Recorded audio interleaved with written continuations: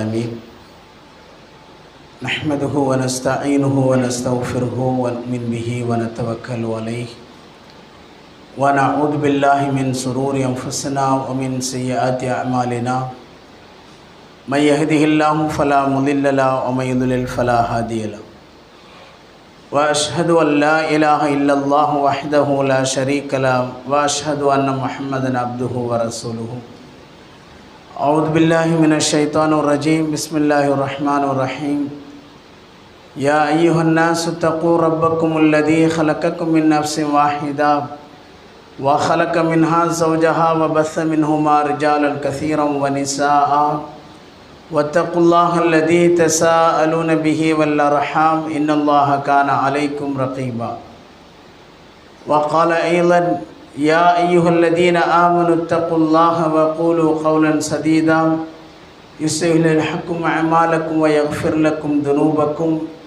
ومن يطع الله ورسوله فقد فاز فوزا عظيما اللهم صل على محمد وعلى آل محمد كما صليت على إبراهيم وعلى آل إبراهيم إنك حميد مجيد اللهم بارك على محمد وعلى آل محمد كما باركت على إبراهيم وعلى آل إبراهيم إنك حميد مجيد அனைத்து புகழும் புகழ்ச்சியும் அகிலத்தை படைத்து பரிபாலித்து கொண்டிருக்கக்கூடிய அல்லாஹ் ஒருவனுக்கு உரித்தாக்கி அவனது சாந்தியும் சமாதானமும் சத்திய தூதர் முஹம்மது நபி ஸல்லல்லாஹு அலைஹி வஸல்லம் அவர்கள் மீதும் அவர்களின் வாழ்க்கை நெறிமுறைகளை பின்பற்றி வாழ்ந்த உத்தம சத்திய சஹாபாக்கள் தாபியீன்கள் தபா தாபியீன்கள் நல்லடியார்கள் அல்லாஹ் நம் மீது கடமையாக்கிய இந்த ஜுமா தொழுகை நிறைவேற்றுவதற்காக அவனுடைய இல்லத்திலே ஒன்று கூடி இருக்கக்கூடிய நம் அனைவர்கள் மீதும் என்றென்றும் நிலவட்டுமாக.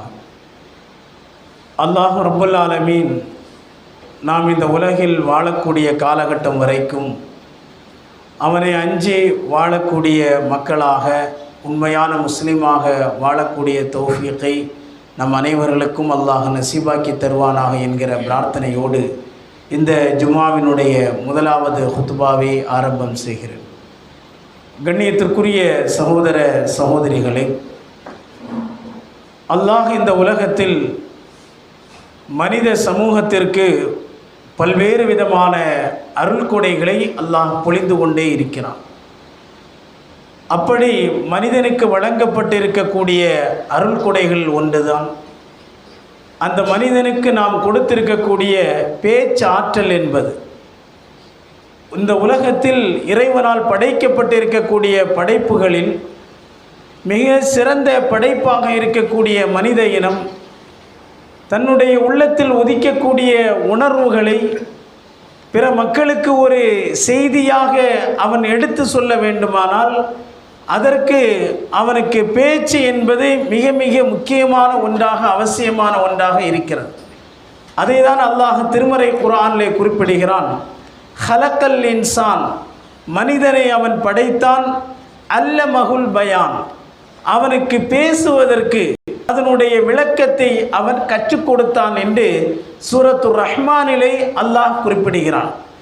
அப்படியானால் நம்முடைய உள்ளத்திலே உதிக்கக்கூடிய ஒரு செய்தியை, ஒரு சிந்தனையை பிற மனிதனுக்கு நாம் எத்தி வைக்க வேண்டுமானால் அந்த மனிதனுக்கு பேச்சு என்பது மிக மிக முக்கியம். அப்படிப்பட்ட அந்த வார்த்தையினுடைய கவனங்களை நாம் புரிந்து கொள்ள வேண்டும். ஏனென்றால் இன்றைக்கு நாம் நம்முடைய வாழ்க்கையில் அன்றாடம் எத்தனையோ பேச்சுக்களை நாம் பேசுகிறோம். ஆனால் பேசக்கூடிய வார்த்தைகளில் சில நேரங்களில் கவனம் இல்லாமல் நாம் பேசுவதனுடைய விளைவு என்பது அது மிகப்பெரிய ஒரு இழிவான நிலைக்கு அவனை கொண்டு தள்ளிவிடும். இல்லை என்று சொன்னால் அவனுடைய அந்தஸ்தை குறைக்கக்கூடிய அளவிற்கும் அதை கொண்டு போய் சேர்த்துவிடும். நபிகள் நாயகம் ஸல்லல்லாஹு அலைஹி வஸல்லம் அவர்கள் சொன்னார்கள், இன்னல் அப்த, நிச்சயமாக ஒரு அடியான் லயத்தகல்லம, அவன் பேசுகிறான், அந்த பேச்சினுடைய விளைவு அவனை இறைவனுடைய விருப்பத்திற்குரியவர்களாக மாற்றி அவனை சொர்க்கவாசியாக மாற்றுகிறது. அதே போல ஒரு அடியான் பேசுகிறான், அந்த பேச்சினுடைய விளைவு கடைசியில் அவனை நரகத்திற்கு கொண்டு போய் தள்ளக்கூடிய நிலைமைக்கு அவன் ஆளாகி விடுகிறான். அப்படியானால் நாம் பேசக்கூடிய இந்த வார்த்தைகள் என்பது அதன் மூலம் அது சொர்க்கத்தை நமக்கு பெற்றுத்தரக்கூடியதாக இருக்கும், அல்லது அது நரகத்தை கூட பெற்றுத்தரக்கூடிய வகையில் இருக்கும். எனவே அல்லாஹ்வின் தூதர் ஸல்லல்லாஹு அலைஹி வஸல்லம் அவர்கள் இது விஷயத்திலே மிகுந்த கவனத்தோடு இருங்கள் என்று சொல்லி காட்டினார்கள். இறைவன் திருமறை குர்ஆனிலே சொல்லுகிறான், ஆரம்பத்திலே ஓதப்பட்ட வசனம், ஈமான் கொண்டவர்களே கூலு கௌலன் சதீதா, நீங்கள் நன்மையான வார்த்தைகளை நீங்கள் பேசுங்கள். இன்னொரு வசனத்திலே சொல்லும் பொழுது வக்கூலு கௌலம் மஅரூஃபா, நல்ல வார்த்தைகளை நீங்கள் பேசுங்கள். நாம் பேசக்கூடிய வார்த்தைகள் என்பது அது நன்மையாக இருக்க வேண்டும், அது நல்ல வார்த்தைகளாக இருக்க வேண்டும். நாமெல்லாம் என்ன நினைக்கிறோம், நாம் பேசக்கூடிய பேச்சுக்களை அல்லாஹ் பதிவு செய்கிறான். நம் ஒவ்வொருவர்களுக்கும் 2 வானவர்கள் இருக்கிறார்கள். நாம் செய்யக்கூடிய நன்மைகளை பதிவு செய்வதற்கு வலதுபுறத்திலும், செய்யக்கூடிய தீமைகள் தீமையான பேச்சுக்களை பதிவு செய்வதற்கு இடதுபுறத்திலும் வானவர்கள் இருந்து பதிவு செய்கிறார்கள். இதைவிட இன்னும் மேல் அதிகமாக அல்லாஹ் சூரத்துல் காஃப் என்று சொல்லக்கூடிய அத்தியாயத்திலே குறிப்பிடுகிறான், மா யல்ஃபிலு மின் கௌலின் இல்லா லதைஹி ரகீபுன் அதீத். அதாவது ஒரு மனிதன் பேசக்கூடிய வார்த்தையை மட்டும், அந்த பேச்சை மட்டும் அவர்கள் பதிவதில்லை. மா எல்ஃபிலு, அந்த பேச்சிலே உள்ள ஒவ்வொரு வார்த்தைகளையும் மலக்குகள் பதிவு செய்கிறார்கள். அரபியிலே சொல்வார்கள் கவுல் அப்படின்னு சொன்னால் சொல், நாம் பேசக்கூடிய அந்த சொல்லுக்கு கவுல் என்று சொல்லப்படும். அதே போல் அந்த வார்த்தைகள் அதற்கு அரபியிலே லெஃபுல் என்று சொல்லப்படும். இப்போ அவர்கள் என்று சொன்னால் இதில் 5 எழுத்துக்கள் இருக்கிறது.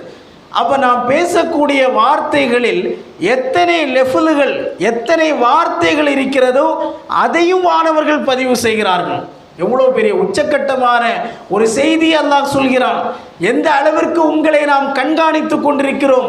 உங்களுடைய பேச்சு மட்டுமல்ல, அந்த பேச்சிலே நீங்கள் பேசக்கூடிய வார்த்தைகள் கூட அந்த வானவர்கள் பதிவு செய்து கொண்டிருக்கிறார்கள். கண்ணியத்திற்குரியவர்களே, இந்த நாவின் மூலம் இன்னைக்கு என்னென்ன பேச்சுக்களை எல்லாமோ பேசிக்கொண்டிருக்கிறோம். தாய் தந்தையிடத்தில் எப்படி பேச வேண்டும் என்று பிள்ளைகள் தெரியாமல் இருக்கிறார்கள். கணவன் மனைவியிடத்தில் எப்படி பேச வேண்டும், மனைவி கணவனிடத்தில் எப்படி பேச வேண்டும், சமூக மக்களுக்கு மத்தியிலே நாம் எப்படி பேச வேண்டும் என்பதை பற்றி தெரியாமல் ஏதேதோ சில வார்த்தைகளை நாம் சொல்வதனுடைய விளைவு அதற்கு பிறகு இருவருக்கு மத்தியில், 2 சமூகத்திற்கு மத்தியில் அது மிகப்பெரிய ஒரு பிளவையும் பிரச்சனையும் ஏற்படுத்தக்கூடிய அளவிற்கு ஒரு வார்த்தை அவரை கொண்டு போய் சேர்த்து விடுகிறது. முஆத் இப்னு ஜபல் ரலியல்லாஹு அன்ஹு அவர்கள் அல்லாஹ்வுடைய தூதரிடத்திலே சொன்னார்கள், அஹ்பிர்னி, எனக்கு ஒரு செய்தியை அறிவியுங்கள், நீ எதுஹுலினில் ஜன்னா, அது என்னை சொர்க்கத்திற்கு நுழைவிக்க வேண்டும். அதே போல இன்னொரு செய்தி எனக்கு அறிவியுங்கள், துபாஇதினி மினன்னார், நரகத்தை விட்டும் என்னை தூரமாக்க வேண்டும். அல்லாஹ்வின் தூதர் ஸல்லல்லாஹு அலைஹி வஸல்லம் அவர்கள் மார்க்கத்தினுடைய அடிப்படை கடமைகளை எல்லாம் சொல்லி, உறவுகளை நீங்கள் பேணுங்கள், பெற்றோர்களுக்குரிய அந்த மரியாதை நீங்கள் கொடுக்க வேண்டும், நல்ல வார்த்தை அவர்களிடத்தில் நீங்கள் பேசுங்கள், இப்படியெல்லாம் அறிவுரைகளை சொல்லுகிறார்கள். அதற்கு பிறகு இறைத்தூதர் ஸல்லல்லாஹு அலைஹி வஸல்லம் அவர்கள் சொன்னார்கள், நீண்ட செய்திகளை உங்களுக்கு நான் சொல்லி இருக்கிறேன், ஆனால் இது எத்தனை விஷயங்கள் உங்களுடைய உள்ளத்திலே பதிந்தது என்று எனக்கு தெரியாது. ஆனால் இது எல்லாவற்றையும் ஒரே வார்த்தையிலே சொல்ல வேண்டுமானால் அஹத பில் லிசானிஹி, அவர்களுடைய நாவை பிடித்து சொன்னார்கள், குஃப் அலைக ஹதா, அதாவது இந்த நாவை நீ பேணிக்கொள், நல்ல தீய விஷயங்களை பேசுவதை விட்டும் இந்த நாவை நீ தடுத்துக்கொள் என்று அல்லாஹ்வின் தூதர் ஸல்லல்லாஹு அலைஹி வஸல்லம் அவர்கள் அந்த நபித்தோழருக்கு அந்த இடத்திலே அறிவுரை சொல்கிறார்கள். அப்படியானால் ஒரு மனிதன் பேசக்கூடிய அந்த பேச்சின் மூலம் அவனுக்கு அது சொர்க்கத்தை பெற்றுத்தரும், அவன் பேசக்கூடிய பேச்சின் மூலம் அது அவனை நரகத்தை பெற்றுத்தரும். ஆனால் அதனுடைய விளைவை இன்றைக்கு நாம் அறியாமல் என்ன வார்த்தைகளை பேசுகிறோம், நாம் பேசக்கூடிய பேச்சுக்கள் என்பது எப்படிப்பட்டது, மனிதனுக்கு மட்டும்தான் அல்லாஹ் இப்படிப்பட்ட ஒரு ஆற்றலை வழங்கி இருக்கிறான். அதனால்தான் ஒரு கவிஞன் சொன்னான், 2 வயதில் ஒரு குழந்தைக்கு பேச நாம் கற்றுக் கொடுக்கிறோம், அம்மா என்று சொல், அப்பா என்று சொல் என்று அந்த குழந்தைக்கு நாம் கற்றுக் கொடுக்கிறோம். 80 வயது ஆனாலும் எப்படி பேச வேண்டும் என்று அவனுக்கு தெரிவதில்லை. 80 வயது ஆனாலும் எப்படி அந்த வார்த்தைகளை பேச வேண்டும் என்று தெரியாதவனாகத்தான் மனிதன் இந்த உலகத்திலே வாழ்ந்து கொண்டிருக்கிறான். நாம் பேசக்கூடிய பேச்சு அரசவையிலே மிகப்பெரிய ஒரு இடத்தையும் கண்ணியத்தையும் சமூகத்திலே நமக்கு பெற்றுத்தரும். அதே சமயம் அது இழிவையும் நமக்கு பெற்றுத்தரும். சில வார்த்தைகளை நாம் பேசிவிட்டு அதற்கு பிறகு நாம் யோசிக்கிறோம், இப்படியெல்லாம் நாம் பேசிவிட்டோமே. அதற்கு பிறகு நாம் வருத்தப்படுகிறோம். மனைவியிடத்திலே பேசியிருப்போம், பெற்றோர்களிடத்திலே பேசியிருப்போம், நண்பர்களிடத்திலே பேசியிருப்போம், சக மனிதர்களிடத்திலே பேசியிருப்போம். இந்த மாதிரிப்பட்ட வார்த்தைகளால் இவரை நான் பேசிவிட்டேன் என்று வருத்தப்படுகிறான். அதற்கு பிறகு அவன் யோசிக்கிறான், இப்படி நான் பேசிவிட்டேனே என்று. பிறகு அவனிடத்தில் இப்போ மன்னிப்பு கேட்கிறான். பலர்கள் மன்னிப்பு கேட்பது கிடையாது. அதனால்தான் சொல்வார்கள், ஒன்றே நாம் பேசினால் அந்த வார்த்தைகளை திரும்ப நாம் அள்ள முடியாது. எத்தனை வார்த்தைகளை பேசினாலும் சரி, அதற்கு என்னதான் நாம் அவர்களிடத்திலே போய் மன்னிப்பை கேட்டாலும் சரி, சில நேரங்களில் அவனுடைய உள்ளத்தை நாம் பேசிய பேச்சுக்கள் அவனுடைய உள்ளத்தில் மாறாத ஒரு வடுவாக இருந்து கொண்டே இருக்கும். என்னதான் இருந்தாலும் அன்னைக்கு என்னை பார்த்து இப்படிப்பட்ட ஒரு பேச்சை இவன் பேசியவன் தானே என்கிற அந்த வருத்தம் அவனுடைய வாழ்வின் இறுதி வரைக்கும் இருந்து கொண்டே தான் இருக்கும். எந்த அளவிற்கு என்று சொன்னால், சூரா யூசுஃபிலே அல்லாஹ் அழகான ஒரு வரலாறை சொல்கிறான். யூசுஃப் நபியினுடைய அந்த பேச்சு திருமறை குர்ஆனிலே அல்லாஹ் குறிப்பிடுகிறான். அது ஒரு நீண்ட நெடிய ஒரு வரலாறு. அது எந்த அளவிற்கு அவருடைய பேச்சு அரசவையிலே அவரை கொண்டு போய் அமர வைத்தது. அவர்கள் செய்யாத ஒரு குற்றத்திற்காக சிறையில் இருக்கிறார்கள். அதற்கு பிறகு அந்த அரசனிடத்தில் யூசுஃப் நபியை பற்றி சொல்லப்படுகிறது. அதற்கு பிறகு செய்யாத குற்றத்திற்காக அவரை நாம் தண்டனைக்கு ஆளாக்கி சிறையில் வைத்திருக்கோமே என்று மன்னன் திரும்ப கவலைப்படுகிறான். அந்த யூசுப் அலைஹிஸ்ஸலாம் அவர்களை அழைத்து கல்லமஹு அல்லாஹ் அங்கே பதிவு செய்கிறான். அவரிடத்திலே அவன் பேசுகிறான், அந்த மன்னன் பேசுகிறான். ஏனென்று சொன்னால், அந்த சமூகத்திலே வாழ்ந்து கொண்டிருந்த மக்கள் இயற்கை பேரிடரின் மூலமாக அவர்களுக்கு மிகப்பெரிய ஒரு நெருக்கடி வர இருக்கிறது என்று மன்னன் ஒரு கனவை கண்டான். அந்த கனவிற்குண்டான அந்த விளக்கத்தை யூசுப் அலைஹிஸ்ஸலாம் அவர்கள் சொன்னார்கள். அது ஒரு பெரிய வரலாறு. ஆனால் அந்த யூசுப் இடத்திலே மன்னன் பேசினார். பேசியதற்கு பிறகு அந்த மன்னன் சொன்ன வார்த்தை என்ன தெரியுமா? செய்யாத ஒரு குற்றத்திற்காக வேண்டி நீ சிறையிலே தண்டனையை அனுபவித்துக் கொண்டிருக்கிறாய். அதற்கு பரிகாரமாக நீ நிரபராதி என்று தெரிந்ததற்கு பிறகு உன்னை அப்படிப்பட்ட இடத்திலே நான் வைத்து விட்டேன் என்று வருத்தப்படுகிறேன். அவரிடத்திலே பேசும் பொழுது சொன்னார், நீதான் இன்ன லதீனா மக்கீனுன் அமீன், இந்த மிஸ்ரினுடைய பொருளாதாரத்துறை அமைச்சராக இருக்க வேண்டும் என்று அவர் பேசிய பேச்சு அவரை அரசவையிலே கொண்டு போய் சேர்க்கிறது. அவருடைய பேச்சு அவரை அரசவையிலே கொண்டு போய் சேர்க்கிறது. எந்த அளவிற்கு என்று சொன்னால், அந்த மன்னனுக்கும் மரணம் வருகிறது. அந்த மன்னன் இறுதியிலே சொன்னான், எனக்கு பிறகு இந்த மிஸ்ரை நீதான், இந்த எகிப்தை நீதான் ஆட்சி செய்ய வேண்டும் என்று யூசுப் அலைஹிஸ்ஸலாம் அவர்கள் அந்த அரசனுடைய அதே இடத்திற்கு திரும்பவும் வருகிறார்கள். என்ன காரணம்? எப்படிப்பட்ட செயல் அவரை இந்த இடத்திலே கொண்டு வந்தது? அவருடைய பேச்சுக்கள். அதான் ஆரம்பத்தில் நான் சொன்னேன், 80 வயதானாலும் இன்றைக்கு பலர்களுக்கு எப்படி பேசுவதென்றே தெரியாது. நாம் பேசக்கூடிய பேச்சுக்களினுடைய வார்த்தைகளை கூட மலக்குகள் பதிவு செய்கிறார்கள் என்று சொன்னால், நம்முடைய சிந்தனைகளை உதித்த பல்வேறு விதமான பேச்சுக்களை விளையாட்டாக பேசிக் கொண்டிருக்கிறோம். எத்தனையோ தகாத வார்த்தைகளால் பிறரை திட்டிக் கொண்டிருக்கிறோம். பிறருடைய மனது புண்படக்கூடிய விதத்திலே வார்த்தைகளை பேசிக் கொண்டிருக்கிறோம். எந்த அளவிற்கு அவனுடைய உள்ளம் அதனால் காயப்படுத்தப்படுகிறது என்பதை பற்றி நம்மளை எத்தனை பேர்கள் நினைக்கிறோம்? அதை பற்றி எந்த கவலையும் கொள்வதே இல்லையே. நாமெல்லாம் இறைவனை தொழுகிறோம், இறைவனுக்கு நான் இணை வைக்கவில்லை, பிதஅத்துகளையும் அனாச்சாரமான எந்த செயல்களையும் செய்வதில்லை என்று அது ஒன்றை மட்டுமே ஆறுதலாக நினைத்து கொண்டு நல்ல அகலாக்குகள் நல்ல பண்புகளுடைய விஷயத்தில் இன்றும் முன்னேறாதவர்களாகத்தான் பல மக்கள் இருந்து கொண்டிருக்கிறார்கள். எத்தனையோ பேர்கள் பேசக்கூடிய பேச்சுக்கள் வரலாற்றிலே பாருங்கள்.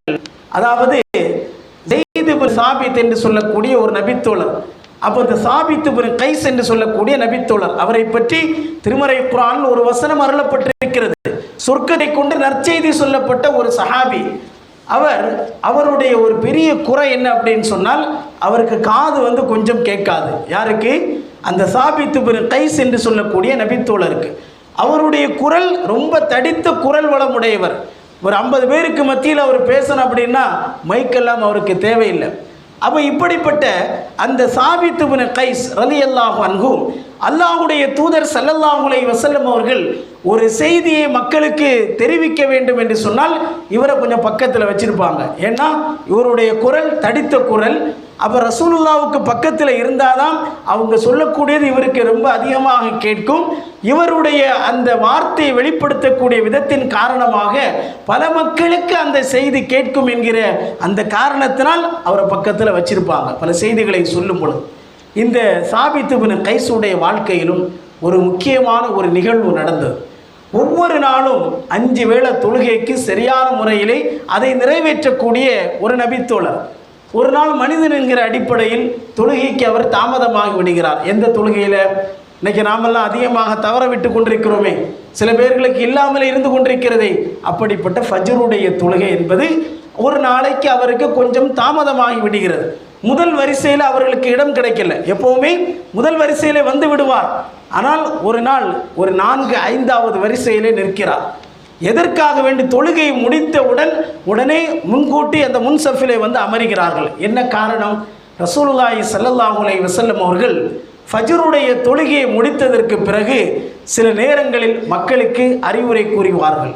சில நேரங்கள் ஏதாவது ஒரு கனவை கண்டால் அந்த கனவுக்குண்டான விளக்கம் என்ன என்பதை சொல்வார்கள். அல்லது ஏதாவது நபித்தோழர்கள் கனவை கண்டால் அந்த கனவினுடைய விளக்கம் என்ன என்பதை அறிவிப்பார்கள். அவ என்ன சொல்லுகிறார்கள் என்பதை கேட்பதற்காக வேண்டி அந்த 4வது 3வது 2வது சஃப்பை கடந்து முதல் சஃப்ல ஒருத்தர் இருக்கிறார், ஒரு இளைஞர். அவரை கொஞ்சம் தட்டி கொஞ்சம் தள்ளுப்பா அப்படின்னு சொல்லிக்கிட்டு என்ன செய்கிறாங்க அப்படின்னாக்கா அவரை சொல்கிறாரு. ஆனால் அவர் எந்திருக்கிற மாதிரி தெரியல. எனக்குண்டான இடத்தை நான் விட்டு கொடுக்கவே மாட்டேன் என்பதில் உறுதியாக அவர் இருக்கிறார். அதுக்கு பிறகு ஏன்னா அது யார் என்பது இவருக்கு தெரியாது. காரணம், இன்னைக்கெல்லாம் நமக்கு விளக்குகள் லைட்டெல்லாம் நமக்கு தெரியும், யார் வரா போறா அப்படிங்கிறதெல்லாம் நமக்கு தெரியும். அன்றைய காலகட்டத்தில் இருள் சூழ்ந்து காலை ஃபஜ்ரிலே மக்கள் இருப்பார்கள். அப்போ அந்த நேரம் வெளுத்தவுடன் தான் இவர் என்று தெரியக்கூடிய ஒரு சூழல் என்பது ஏற்படும். அப்போ அதே போல அல்லாஹ்வுடைய தூதர் ஸல்லல்லாஹு அலைஹி வஸல்லம் அவர்கள் சொல்லக்கூடிய அந்த செய்தியை அவர் கேட்கிறார். எதற்காக முன்சஃபிலே வந்து அமர்ந்தார்? அவருக்கு காது என்பது கொஞ்சம் கேட்காது. அதை பின்னாடி இருந்துச்சு அப்படின்னா என்ன ரசூலுல்லாஹ் சொல்கிறாங்க அப்படிங்கிறது தெரியாது. அதை கேட்க வேண்டும் என்கிற ஆர்வத்தோடு பலர் நபர்களை அப்படியே தள்ளிவிட்டு முன்கூட்டி வந்து அமர்ந்து விடுகிறார். முன்னால் இருந்த ஒரு நபர் அந்த இடத்தை அவர் விட்டு கொடுக்க தயாராக இல்லை. அதற்கு பிறகு ரசூல் ஸல்லல்லாஹு அலைஹி வஸல்லம் அவர்கள் அந்த இடத்திலே அறிவுரையை சொல்லி முடித்ததற்கு பிறகு அப்படியே கொஞ்சம் நேரம் வெளிக்கிறது. அந்த என்னை முந்திய இடத்திற்கு விடாத அந்த இளைஞர் யார் என்பதை முகத்தை திருப்பி பார்க்கிறார். பார்த்தவுடன் இவர் சொன்ன வார்த்தை, இவளுடைய மகனா நீ என்கிற ஒரு வார்த்தையை சொன்னார்கள். என்ன வார்த்தை? இவளுடைய மகனா நீ அப்படிங்கிற ஒரு வார்த்தையை உச்சரிக்கிறார்கள். அது அந்த இளைஞருக்கு மிகப்பெரிய ஒரு கவலையை ஏற்படுத்திவிட்டது. வரலாற்றிலே அவருடைய தாய் என்ன தவறை செய்தாள் என்று குறிப்பிடப்படவில்லை. ஆனால் ஏதோ ஒரு தவறை செய்திருக்கிறாள். அந்த காரணமாக வைத்துக்கொண்டு இவர் சொன்ன வார்த்தை என்ன? இவளுடைய மகனா நீயா எனக்கு இடத்தை விட்டு கொடுக்கவில்லை என்கிற அந்த வார்த்தையை பேசிவிடுகிறார். உடனே இவருக்கு ரொம்ப கவலை அதிகமாகி விடுகிறது. என்னதான் இருந்தாலும் பல மக்களுக்கு மத்தியில் என்னுடைய தாய் ஒரு தவறை செய்திருந்தாலும் கூட இப்படி பல மக்களுக்கு மத்தியில் அதை சுட்டிக்காட்டி இவளுடைய மகனானி என்கிற ஒரு வார்த்தையை ஒரு கேவலமாக என்னை பேசிவிட்டாரே என்று இவருடைய மனசில் கவலையும் அப்படி அதிகமாகி விடுகிறது. உடனே அல்லாஹ் ரப்புல் ஆலமீன் வசனத்தை இறக்குகிறான். சூரத்துல் ஹுஜராத் என்கிற அத்தியாயத்தில், யா அய்யுஹல்லதீன ஆமனூ, ஈமான் கொண்டவர்களே, லா யஸ்ஹர் கௌமுன் மின் கௌமின், எந்த சமூகமும் எந்த சமூகத்தையும் கேலி செய்ய வேண்டாம். வலா நிசாஉம் மின் நிசாஇன், எந்த பெண்ணும் எந்த பெண்ணையும் கேலி செய்யக்கூடாது. எந்த ஆணும் எந்த ஆணையும் கேலி செய்யக்கூடாது. உங்களை விட அவர்கள் சிறந்தவர்களாக இருக்கலாம். உங்களை விட அவர்கள் சிறந்தவர்களாக இருக்கலாம். வமல்லம் யதுப் ஃபஉலாயிக ஹுமுல் ஸாலிமூன்.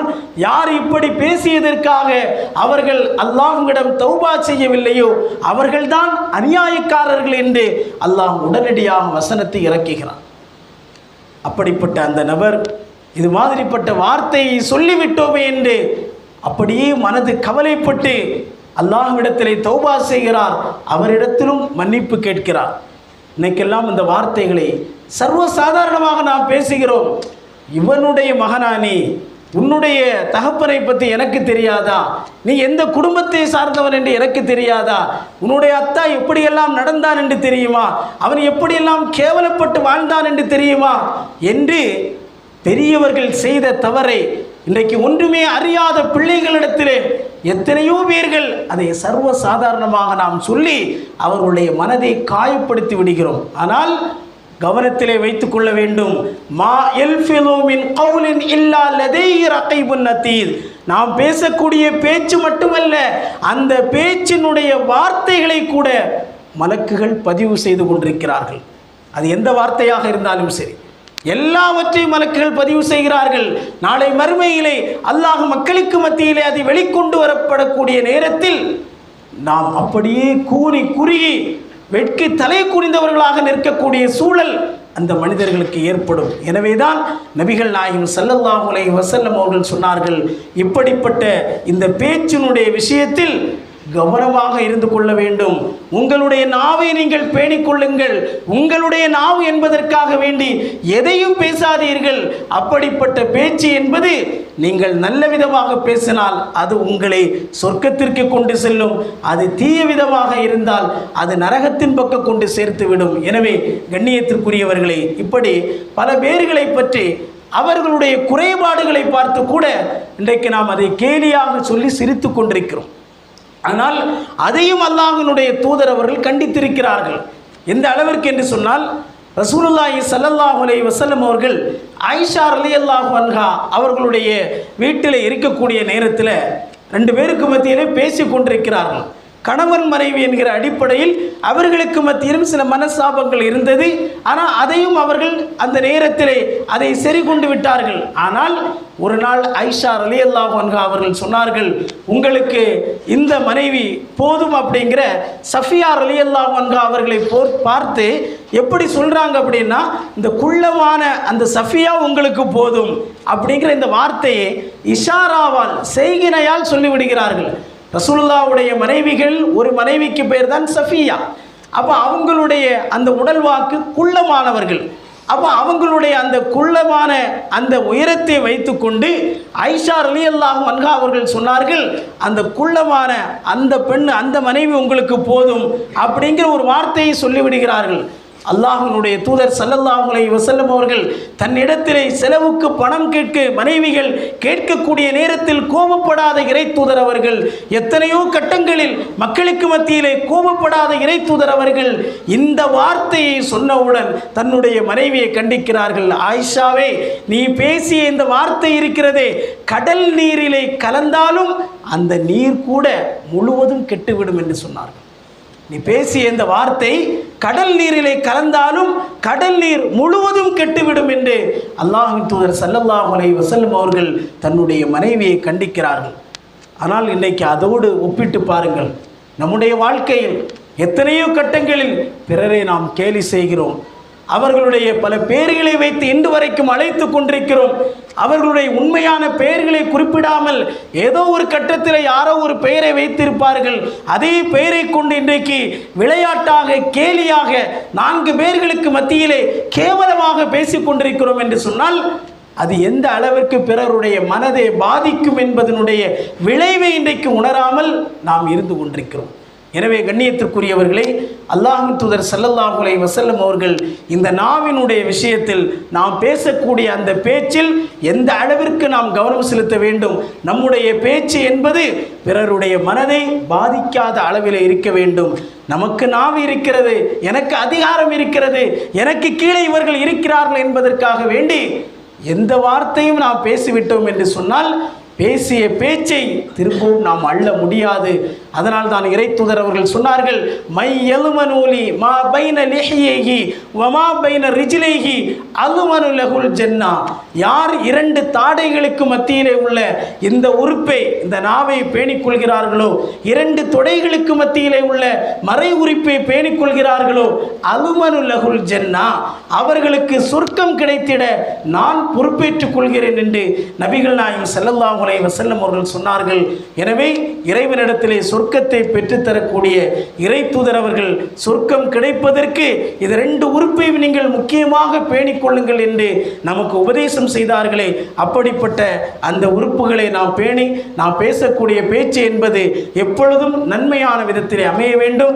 தீய பேச்சுக்களை பேசுவதை விட்டும், பிறருடைய மனது புண்படக்கூடிய வார்த்தைகளை பேசுவதை விட்டும் நாம் தவிர்த்து கொண்டு, அல்லாஹும் அல்லாஹுடைய தூதர் ஸல்லல்லாஹு அலைஹி வஸல்லம் அவர்களும் எப்படிப்பட்ட வழிகாட்டுதலை நமக்கு சொல்லி தந்திருக்கிறார்களோ அந்த அடிப்படையில் வாழ்வதற்குண்டான தௌஃபீக்கை வல்ல இறைவன் நம் அனைவர்களுக்கும் தந்தருள் புரிவானாக. வா ஆகிரு தஅவானா அனில் ஹம்துலில்லாஹி ரப்பில் ஆலமீன்.